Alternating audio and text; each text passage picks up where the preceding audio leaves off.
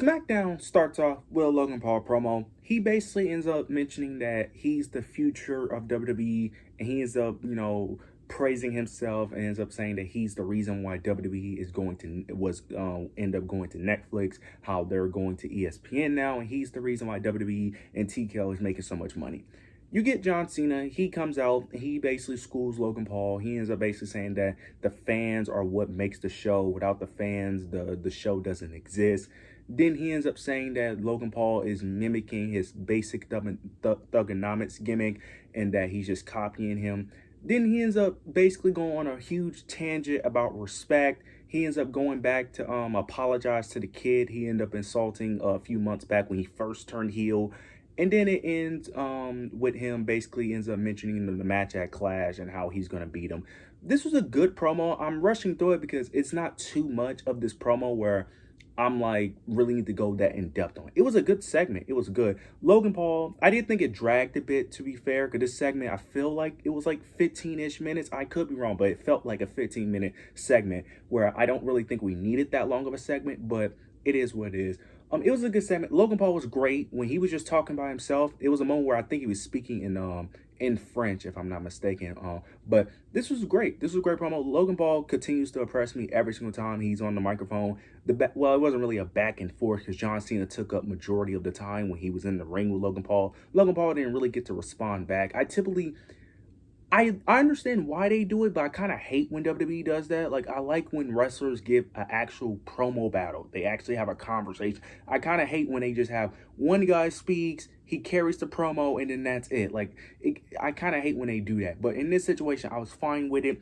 But overall, I'm excited for this match. I'm interested to see how this plays out. All right, we end up getting a singles match between Chelsea Green and Alexa Bliss. Now, originally, this was supposed to be a women's tag team championship match between the Secret Harvest, but apparently Piper Niven is injured. So they end up, before the match started, they end up having Chelsea and Alba Fire attack Charlotte and Alexa. This led to the singles match. This match played out exactly how we all thought it was going to play out, which is Alexa Bliss winning. Of course she wasn't going to lose. And then the Secret Harvest attacks.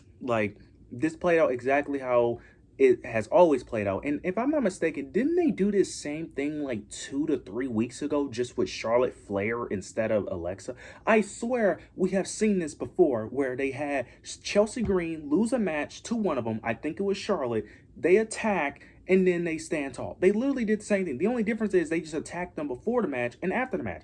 Look, I get what they're going for, but the repetitiveness in Triple H booking is ridiculous. Like, bro, it has to be stopped, bro. Like, I don't mind repetitive booking, but there is limits to it. There's limits to it, okay? And we all know the end game here is going to lead to nothing. It's going to lead to a eventual championship match where we know Charlotte and Alexa are going to win, so it really doesn't mean anything regardless. It's like, it doesn't do anything for Chelsea Green and them because they just look like losers, which, to be fair, that's kind of their thing, being losers anyway. But we'll see how this story plays out, but I literally have no interest in it. Chelsea Green has been doing great work at NXT. I'm more interested in that than I am with her in this Secret Harvest on SmackDown because what they're doing on SmackDown is just completely boring. Afterwards, we end up getting a very weird match between Kiana James and Michin. Whoever wins this, this match is to prevent Michin from getting a championship opportunity against Julia, but that clearly didn't work out. This was a 5-second match. Michin ends up rolling Kiana James up, picking up the pinfall, and then they attacked her. So we end up getting back-to-back segments where the heel, ended up attacking the babyface after losing. Really, Triple H, you don't have nothing creative, nothing special to think of outside of just having attack after attack after attack. Are we serious? And then in the next segment, they end up doing the same thing, which I'm going to discuss later, but I just don't understand it. I don't get it. The only good thing I can say is Julia's finally on TV. She's finally in a ring. She's finally having actual segments, not just being backstage, just having backstage segments. So at least that's good. At least they got her actual TV time. I don't know if they're going to have Michin be running off TV for a bit because they did end up doing like a steel step spot. So maybe they write her off TV for like a week or two and then she comes back. But we'll see how this eventually plays out. United States Championship. She's the number one contender, so we'll see eventually when that match happens where Julia is going to retain. Just interested, is she going to win cleanly or is she going to cheat? Because I am interested to see how they're going to book Julia, if they're going to continue to give her matches. Is she going to be a dominant champion or is she going to be a heel that cheats? I'm assuming that since Kiana is by her side, they're going to have her cheat a little bit, because I don't see the reason. Because typically when people have a manager, they're going to cheat with that manager typically, but I could be wrong. So we'll see how this plays out. Now we end up getting Drew McIntyre and Randy Orton. They end up having a promo segment to address what happened last week with Randy Orton attacking Drew. We end up getting Drew McIntyre. He ends up basically saying that Cody is not his friend. Cody is a manipulator. He's a liar. He's a politician. That Cody is not a true friend to Randy. He ends up mentioning King of the Ring, how he attacked his back and how Randy hesitated, but Cody didn't hesitate, and he was constantly attacking the back. Of course, Randy doesn't buy it.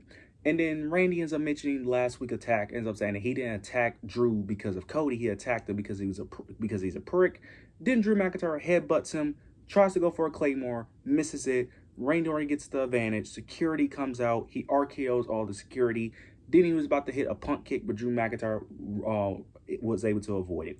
Okay, so we end up getting 3 beatdowns in a row. Like, seriously though? 3 in a row? Like, come on, man. That's a bit ridiculous. Now, this feud, I'm somewhat interested. They end up having a feud back in the pandemic era, which was pretty solid. I think this could be solid as well. I think this is eventually going to, of course, lead to Cody.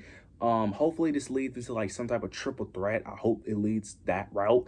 I hope they could do a similar thing to what they're doing with Division, just without, you know, the constant disqualifications. But I think this could be very interesting once you have Cody back in the mix. Once he's done filming Street Fighter, I think once Cody get back in the mix, you could eventually tell the story between these 3. I think this could be very interesting. I think right now it's a bit stale, bit repetitive, even though it's been like a thing for only like 2 weeks. But I think it's not hitting the ceiling that it's supposed to hit, because they're clearly just stalling. They're clearly just stalling until WrestlePalooza. That's really the show that they really want to build towards, because that's the first show on ESPN. They want you to pay the $30. So that's what they're really waiting for. So we'll see how this plays out. Now we end up getting number one contendership match for the WWE Tag Team titles for between the Street Profits and Melo Dome Miz. This was a really good match. Really enjoyed it. Towards the end of the match, you end up getting the Wyatt Six. They come out, distract the Miz. This allowed the Street Profits to pick up the victory, and they're the new number one contenders, and they're going to face the Y6 at Clash in Paris, which is very shocking that they're putting this at Clash in Paris. I thought they would just do this next week. I'm excited that they're putting it at Clash in Paris. The only thing is, we all know the Street Profits are not going to win that match. They had a bunch of backstage segments in this show where they had the Wyatt, well, Bo Dallas constantly being backstage. He was the backstage segment with Melo and Miz speaking to him. He even spoke to the Street Profits, speaking about their friendship, their bond, their brotherhood, and how strong is it. So it looks like they could potentially plant the seeds of the Street Profits breaking up, which a lot of people want the Street Profits to break up, which I personally don't. I understand why, because people love Montez. Here's the thing. Just because they break up doesn't mean Montez and Angelo are going to do great things. If they're going to break up, they need to actually push both of them. That's just me personally. The reason why I don't want them to break up is because I just feel like it's just going to be like the New Day. That's what I get. Like, it's just going to be, well, the New Day didn't break up, but I feel like it's just going to be a team breaking up just to break up, and they're not going to actually push them. We'll see where this plays out. We'll see what happened at Clash. I'm excited for the match, though. The match should be good. Now we get the main event. Sami Zayn versus Solo Sikoa for the United States Championship. I did not watch this match. Now, I did not watch this match because I got spoiled of the result before I was able to watch Smackdown, because I was at work when Smackdown was airing, and I got spoiled, so I already knew Sami Zayn won the United States Championship. Now, I know that Jimmy Uso and Jacob Fatu interfered. I know the MLTs interfered, of course. Sami Zayn won, which I'm happy for him. I know the IWC are going to complain like little bitches like they always do, but I like it. I like the change. Solo wasn't going to do anything with the title anyway. Sami Zayn done great work with the IC title, especially with Chad Gable. I love that feud, so I'm interested to see what he does here. Now, my only question is, what does Sami go from here? Because the mid-card division in SmackDown is lacking, like desperately lacking, because everyone he could feud with are busy. Malachi Black, busy. Damian Priest, busy. Then you have Jacob Fatu and Jimmy Uso, who are both baby faces, so that's a weird dynamic. And then two, are they going to go after Sami now? The only heel he has is Solo. The play that I would do personally is that Melo and Miz need to be in that mid card and have them feud for that U.S. title. You can have that be the reason why they break up, personally. That's what I would do personally, because you need a heel to go out to Sami, and I do not want to see Solo Sikoa over and over and over again. I do not want to see it. I don't want to see it. We already been seeing it much with Jimmy Uso and Jacob Fatu. So I'm interested to see where it goes. I'm happy that Sami won the U.S. Championship. You gotta take the wins where you get them. It's not a world title, but it's a title. I'll take it. So we'll see how this plays out. Overall, this show is very mediocre, very mid. It's a go home show. We know how WWE does with their go home shows. They typically don't try. You let me know your overall thoughts, opinions down below. Make sure to like, comment, subscribe. But yeah, that's it.